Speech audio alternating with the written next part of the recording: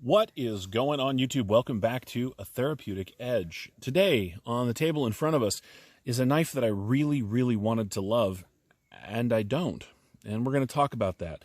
What is this? Well, this is the Monkey Edge Edition Frag pattern Strider SNG in 3V steel. Everything about this knife is spectacular, and I mean that. There's nothing wrong with the knife. It's just not the knife for me.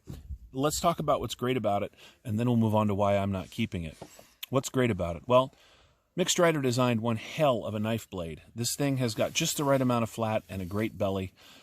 If you were going to use this knife regularly, and I haven't because I'm going to move it on to someone else, it would be ideal for EDC use. It's a good size. It's not too big. It's not too small. It fits in the hand beautifully.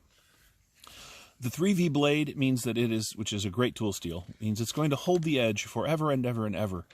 It's the fatty design, which means it's nice and thick through the spine, but this long flat grind means it's really slicey where you need it to be. I put a deep carry clip on it because I really thought that I was going to hang on to it for a while. I'm not. That's okay. Let's talk about why I'm not. This is a titanium lock side, G10 show side, folding knife, and that's all it is. I don't understand the passion that these things develop in the fan base. I have a lot of G10 and titanium and super steel knives that don't cost $475 new. Every time I say that, it makes me cringe. And not only that, but because they're made in small batches, while they were $475 new, they're selling for well above $600 on the market now, and I have absolutely no idea why. It's a good knife. I'm not saying it isn't. It's an excellent design. Again, I'm not saying it isn't.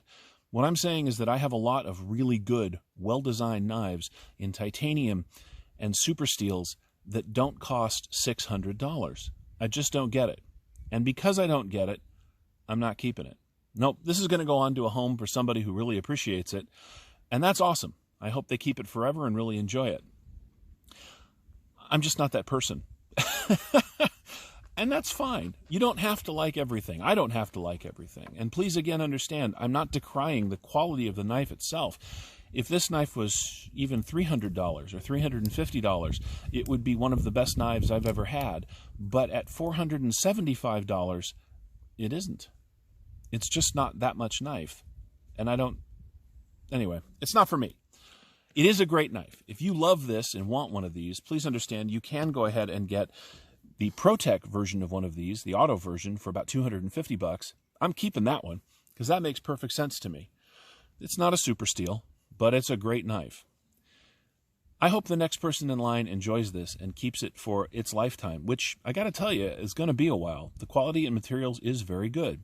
There are some things that I don't love. There is no steel lock bar insert, like 90% of the knife makers do today, which means every time you close it, well, let's open it to give them a little authority, you get that pop, which is the titanium on the hardened 3V. I'm not sure I'm a fan of that. You get this proprietary pivot system that Strider loves to use, which means you need to go out and get yourself what is actually a bicycle chain removal tool, which is what this is designed to work with, before you can adjust the pivot. I'm not going to go get one. Look, it's a great knife. It's just not the knife for me for a lot of those reasons. Let's do a little size comparison real quick. Here, of course, is our old friend, the Rat Model 1. As you can see, it is about the same size as the Rat Model 1. Actually, it's a little bit shorter. You get considerably less cutting edge on the blade because of this choil. It is a little thicker through the handle, and of course, the blade stock is considerably thicker. Look, some knives just aren't for you. This one isn't for me. Again, I hope the person who buys this for me or takes this from me is going to really enjoy it. I know I've enjoyed having it in the collection. There's a specialty to it. This is one of the sort of trinity, Hinderer, Strider, and well, there's a trinity, and I can only remember two. That happens sometimes. Anyway, I told you guys, I promised you guys that I was going to do a follow-up review on this knife, and that's about as good as I'm going to get because I'm not going to put this through its paces because I'm moving it on. If you want one of these, get one. Enjoy it. I ended up with one, and I'm going to do something else with the funds that this thing is responsible for. I will enjoy that quite a bit. For now, this Strider is moving on, and so am I.